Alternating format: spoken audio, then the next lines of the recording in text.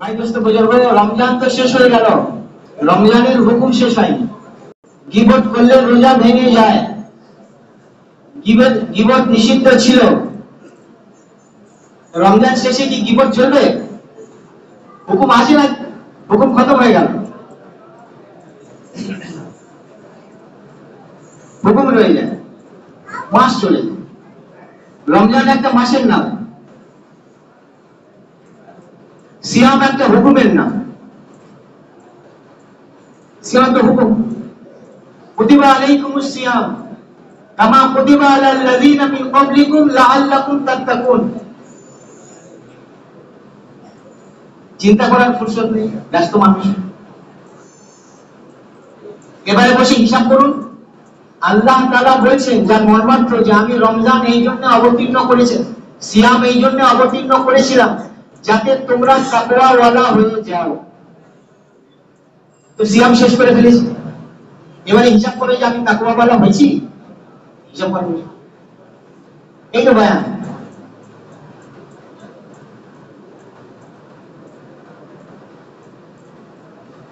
ঈদের বয়ান, নবীর বয়ান শোনেন। নবী ঈদের মজমায় বয়ান করছেন। ঈদের মজমা তো খুশির মজমা, খুশির কথা হবে, খুশির কথা হবে। নবী বয়ান করছেন যার মর্মার্থ ফাজাইলে সাদাকাতের মধ্যে আছে, দেখবেন। আল্লাহ নবী সাল্লাল্লাহু আলাইহি সাল্লাম বলছেন ঈদের মজমাতে যে আমাকে জান্নাতের দরওয়াজায় দাঁড় করানো হলো। যে হাদিসের মর্মার্থ আমি দেখলাম, নবী বলছেন আমি দেখলাম যে গরিব মুহাজিরিন, গরিব দিনের মেহনত করনে वाला, গুরবত হালতে দিনের মেহনত করনে वाला গরিব মুহাজিরিন দলে দলে প্রবেশ করছে জান্নাতে। খুশির মজমায় তো খুশির কথা হবে, এখানে আখিরাত চলে যাবে। তারপরে কি বললেন? আমাকে জাহান্নামের দরওয়াজায় দাঁড় করানো হলো। আমি দেখলাম যে দলে দলে মহিলারা, মাস্তুরাতরা প্রবেশ করছে।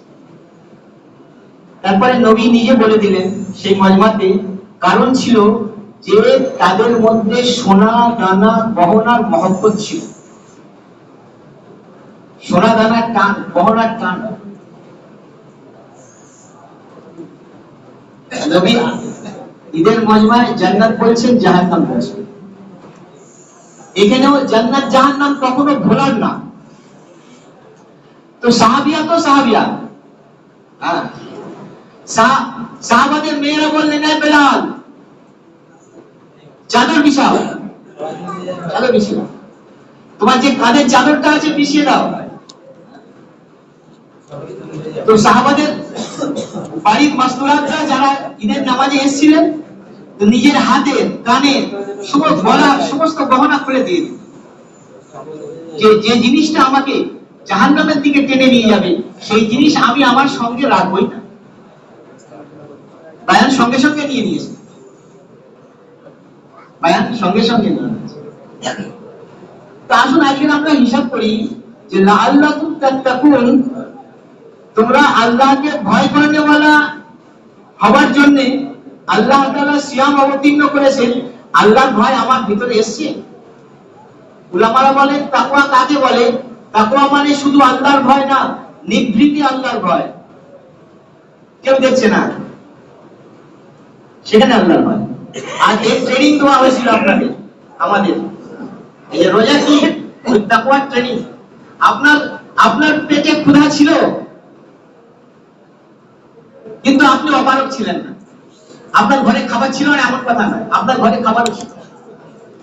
আপনার পেটে ক্ষুধা ছিল, আপনার ঘরে খাবার ছিল, কি আপনাকে খানা থেকে রুখে দিল? ঘরের ভিতরে খেলে কেউ দেখতো না, কেন খেলেন না? আপনাকে কি বলেছে? খাওয়া থেকে রোকা হয়েছিল যে না, ঘরের ভিতরেও খাওয়া যাবে না, অন্ধকারেও খাওয়া যাবে না। আপনার ঠোঁটে প্যাঁচ ছিল, আপনার ঘরে ঠান্ডা পানি ছিল ফ্রিজে, আপনি কেন খেলেন না? কার ভয়তে? এই তাকওয়ার ট্রেনিং ছিল। 1 মাস তুমি ট্রেনিং এ ছিলে, 1 মাস তুমি ট্রেনিং এ ছিলে, আর 11 মাস আমাদের বড়রা উদাহরণ দেন যে গাড়ি বনে গ্যারেজে চলে রাস্তায়, এই গ্যারেজে বনা হলো, ইমানওয়ালা রমজানে বনলো, তাকওয়াওয়ালা বনলো, এবারে সে রাস্তায় চলবে, রাস্তায় সে তার যেতে যেতে চোখটা নামিয়ে দেবে, তার হাতটাকে সরিয়ে নেবে যে না কেউ দেখছে না, কিন্তু আল্লাহ আমি এই মাল দেবো না, এই মাল হারাম হয়েছে আমার জন্য, আল্লাহ তো দেখছেন, ফাইল আল্লাহ, আল্লাহ এর নামটা।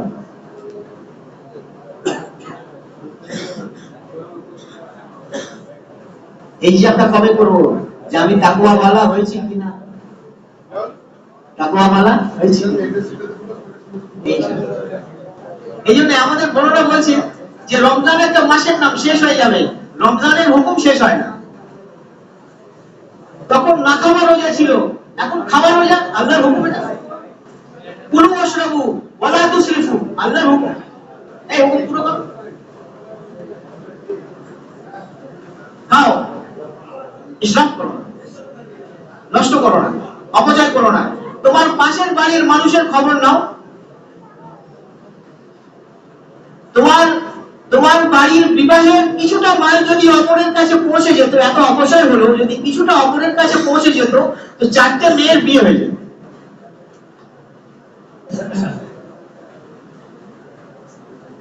তোমার রোজা হলো না, তোমার ভিতরে যখন চিন্তা এলো না, অপর বাড়ির চিন্তা এলো না। এক আল্লাহওয়ালা ইন্তেকাল করেছেন, ইন্তেকালের পরে কিছুদিন পরে খবর এলো চারিদিক থেকে যে 100 বাড়ির খাওয়া বন্ধ, 100 বাড়িতে খাওয়া হয়। কি ব্যাপার না, এই মানুষটা গোপনে গভীর রাতে কুণ্ডলি বেঁধে বেঁধে ওই গরিব মানুষ ওকে দিয়ে আসতো, ওর দরজার ভিতরে ফেলে দিয়ে আসতো, ওর উঠানে ফেলে দিয়ে আসতো, কে দিত কেউ জানতো, তাদের সংসার চলে যেত। এও বলতো না এর নাম তাকওয়া, এও বলতো না আমি দিয়েছি, আর ওরা আল্লাহর নাম করে চালিয়ে দিত। কখন জানা গেল, যখন এই মানুষটা ইন্তেকাল করলো আর 100 বাড়িতে সেই মাল পৌঁছায় না। অবাক, তুমি অপরের বাড়িতে খাওয়া। আমাদের বুজুর্গরা একটা কথা বলেন যে নামাজের জন্য ওযু জরুরি,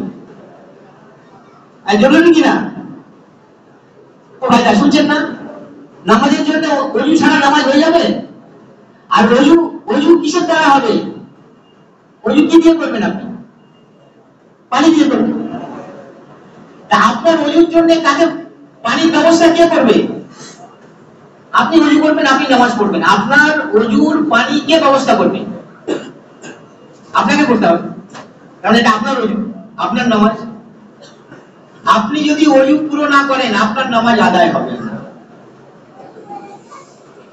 আপনার জাকাতের মাল পুরো আদায় করার জন্য তার হক আদায় মুস্তাহিককে মাল আপনাকে তাকে খুঁজতে হবে, মাল আপনাকে পৌঁছাতে হবে। কেন সে আপনার কাছে আসবে? আপনি কেন তাকে খুঁজবেন না? আপনার এলাকার গরিব মানুষ তাকে কেন খুঁজবেন না? হযরত আবু বকর সিদ্দিক রাদিয়াল্লাহু তাআলা আনহু রোজ ভোরে ফজরের আগে চলে যেতেন গ্রামের শেষ প্রান্তে, যেখানে কোনো ঘর নেই, বাড়ি নেই, একটা ছোট কুঁড়ে আছে, একটা বুড়ি মানুষ থাকে, সেখানে পৌঁছান। আর কিছুক্ষণ পরে ফিরে চলে আসতেন। রোজ একই কাজ, একটাই কাজ। তিনি যখন ইন্তেকাল করলেন জানা গেল সেই বুড়ি মানুষটা কি আছে, তার খাওয়া বন্ধ হয়ে গেছে, খাওয়া হয়। তো ওমর রাদিয়াল্লাহু তাআলা আনহু ভোরবেলা পৌঁছে গেছেন তার কাছে খাবার নিয়ে, তাকে খাবার পৌঁছান। তিনি অন্ধ ছিলেন, সে মহিলাটা অন্ধ ছিলেন। তো জিজ্ঞাসা করলেন যে সে কোথায়? ওমরকে জিজ্ঞাসা, তিনি জানেন না যে ইনি ওমর, মানুষ পাল্টে গেছে জানেন না, কিন্তু বুঝতে পেরে গেছেন মানুষ পাল্টেছে। বললেন যে আসতো সে কোথায়? বলে তিনি দুনিয়া থেকে চলে গেছে। তো আমি যে পাল্টে গেলাম তার বদলে আমি এসেছি, তুমি কি করে বুঝলে?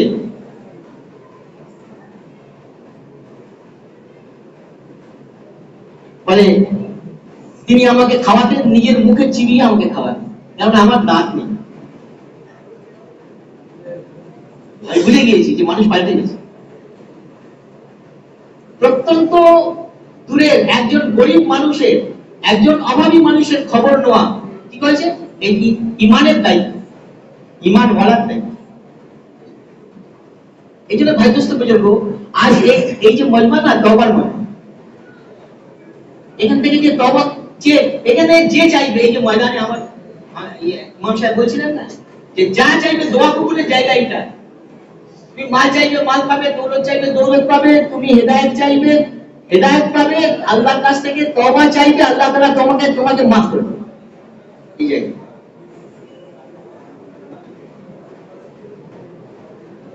এই জন্য ভাই দোস্ত বুজুর্গ, এখন আমাদের হিসাব করা দরকার। স্রোতে গা ভাসালে হবে না। স্রোতে সব ত্যাগ করছি, আমিও তাই করছি না, সবার মতো আমি না, আমি ঈমানওয়ালা, আমি ঈমানওয়ালা। রমজান পেল, নিজের গুনাহকে মাফ করিয়ে নিতে পারলো না। জিবরিল আলাইহিস সালাম বললেন সে ধ্বংস হোক, বরবাদ হোক।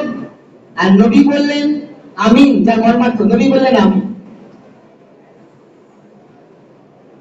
রমজান তো পেয়েছিলাম, গুনাহ মাফ করিয়ে দিতে পেরেছি, এই চিন্তাটা কবে করবো? আমার গুনাহ মাফ হয়েছে,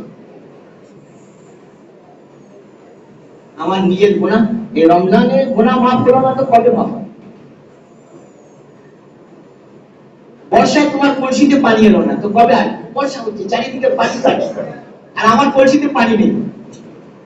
তো বর্ষায় যখন চারিদিকে প্লাবন চলছে, তোমার কলসিতে পানি নেই, কবে পাবে? শুকনো সময় পাবে, গ্রীষ্মতে পাবে তুমি। এতো আল্লাহর রহমতের বর্ষণ চলে গেল, দিনে রাতে বর্ষণ চলছে, রহমতের বর্ষণ, মাগফিরাতের বর্ষণ। যে এই মাসেও নিজেকে মাফ করিয়ে দিতে পারলো না, তার বরবাদি ছাড়া আর কি আছে? এই কথাটা কবে চিন্তা করবে?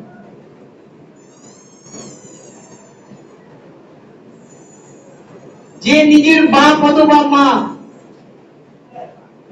বৃদ্ধা অবস্থায় দুজনের মধ্যে দুজনাকে কোনো একজনাকে পেয়ে গেল, তাদের দ্বারা, তাদের খিদমতের দ্বারা জান্নাতে পৌঁছাতে পারলো না নিজেকে, তারা কি বলবে? আসুন বসে চিন্তা করুন, আমার ব্যবহার আমার মায়ের সঙ্গে কেমন, আমার ব্যবহার আমার বাপের সঙ্গে কেমন, চিন্তা করুন।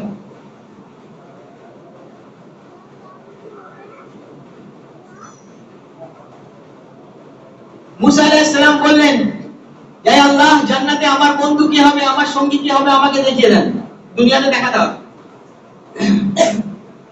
আল্লাহ তাআলা বললেন যে অমুক শহরে চলে যাও, ওই পাহাড়ের কোলে একটা বাজার আছে, সেখানে একটা কসাই আছে, সে তোমার বন্ধু হবে। তো মুসা আলাইহিস সালাম চিন্তা করলেন, এটা কসাই আমার বন্ধু হবে, আচ্ছা আল্লাহ ফয়সালা, চলো যাই তার কাছে। সে দূরে, অনেক দূরে, সেই পাহাড়ের কোলে বাজারে দেখে, হ্যাঁ একটা কসাই আছে। নাম জিজ্ঞেস করলেন, কি নাম? বলে ওই নাম।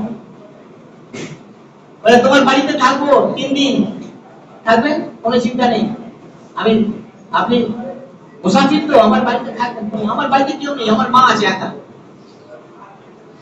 সে তার দোষ বিক্রি করে সব ঠিকঠাক করে নিয়ে চলে গেল বাড়িতে, তাকে নিয়ে। প্রথমে গিয়ে সে তার মার খিদমত করলো, তারপরে রান্না করলো, তার মাকে খাওয়ালো। তার মা হাত তুলে কিছু একটা বললো, বিড়বিড় করে, বোঝা গেল। তো জিজ্ঞেস করে মা কি বলছে? বলে রোজ এরকম বলে, কি বলে? বলে হে আল্লাহ, আমার এই বেটাটাকে নবীর সঙ্গে হাসর করি। মুসা আলাইহিস সালাম বললেন, আমি চলে যাচ্ছি, আমার প্রশ্নের উত্তর হয়ে গেছে, 3 দিন থাকবো না, তোমার কাছে বলেছিলাম 3 দিন থাকবো। মায়ের দোয়া, নবীদের সঙ্গে হাসর হবে, আর মায়ের দোয়া আর মায়ের মা যদি ব্যথিত হয় এটাও, মা যদি খুশি হও এটাও, দুটোই ভাঙ যাবে না, দুটোই ভাঙ যাবে। নবী রমজানে মায়ের কথা বলেন, রমজানে রোজার কথা বলেছেন, রমজানে মা বাপের কথা বলেছেন। মা বাপের হক আদায় করো, কবে করবে?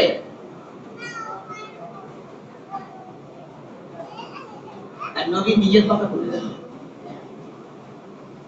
যে আমার নাম শুনলো অথচ দরুদ পড়লো না, সেও হালাক হোক, সেও ধ্বংস হোক, সেও বরবাদ হোক। নবীর নাম শুনলে দরুদ পড়বে না?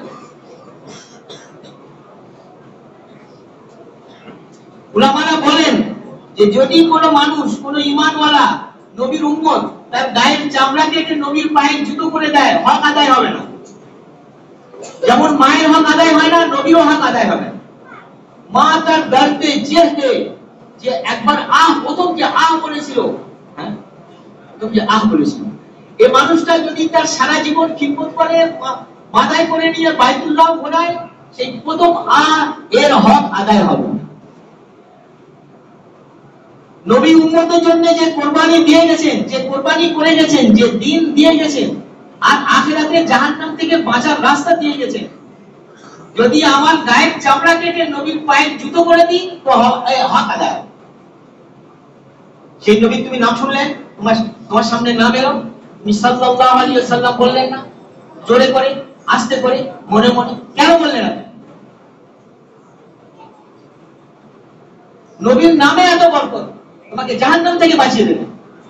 নবীর কামে কত বরকত, যে নবীর নামে এত বরকত, নামে এত ক্ষমতা, এই মানুষটা দরুদ পড়েছে, কি হবে? জাহান্নাম থেকে বেঁচে যাবে।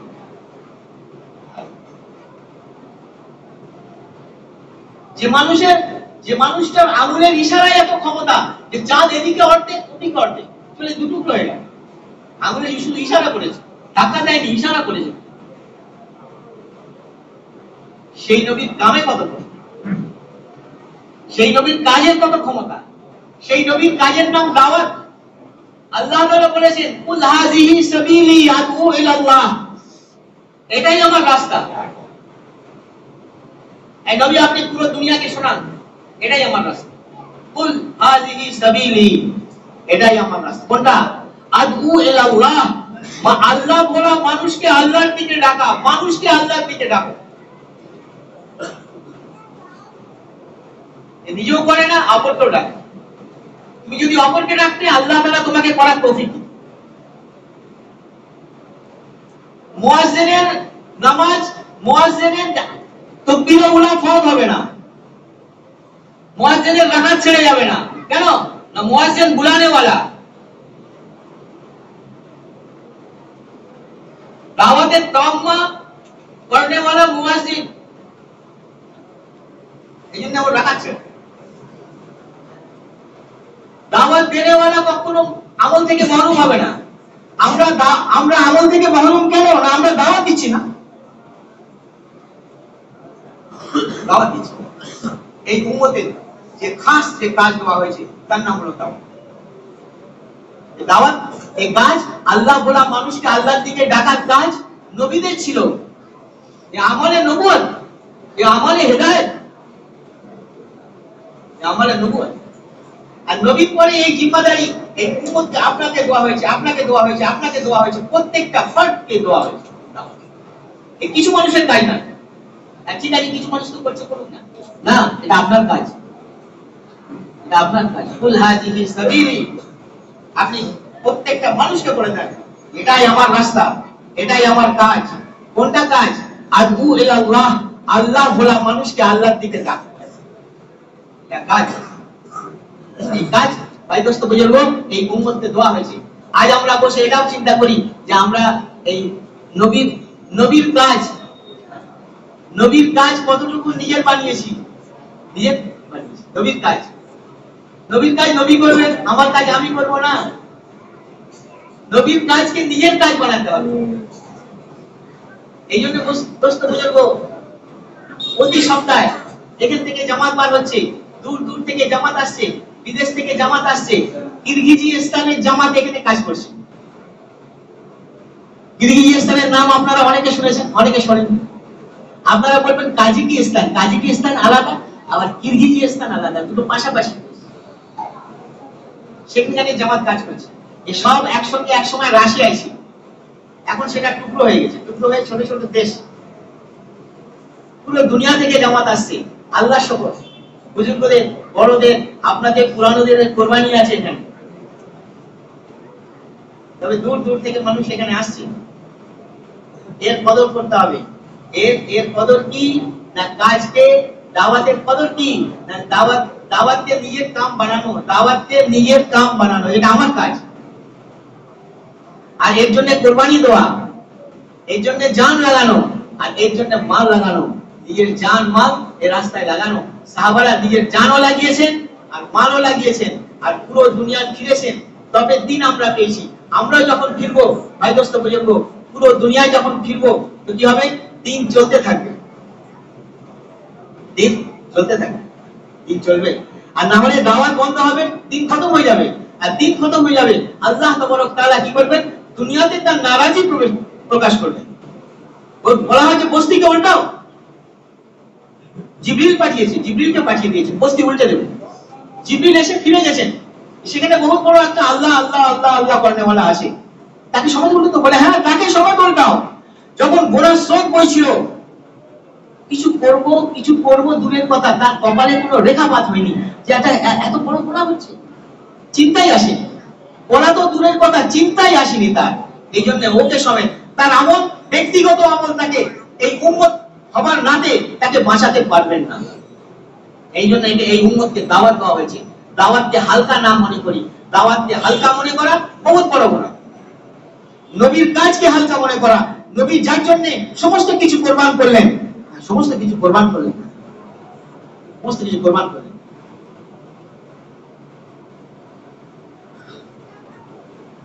এই জন্য এই কাজে ওয়াক্ত লাগাবো ইনশাআল্লাহ। এই কাজে নিজের জান মাল লাগিয়ে আল্লাহর রাস্তা বার হবো। এখান থেকে এর নাম হলো তো আযান করার নাম হলো তো। আসুন আমরা কি করব? আল্লাহর হুকুমকে নিজের জিন্দেগিতে প্রতিষ্ঠিত করার জন্য, আর পুরো জিন্দেগি, পুরো দুনিয়ার মানুষের জিন্দেগিতে প্রতিষ্ঠিত করার জন্য আমরা কি করব? আমরা মেহনত করব, আর নিজের জান মাল নিয়ে আল্লাহর রাস্তায় ফিরবো ইনশাআল্লাহ। আল্লাহ তাআলা আমাদের সবাইকে আমল করার তৌফিক দান।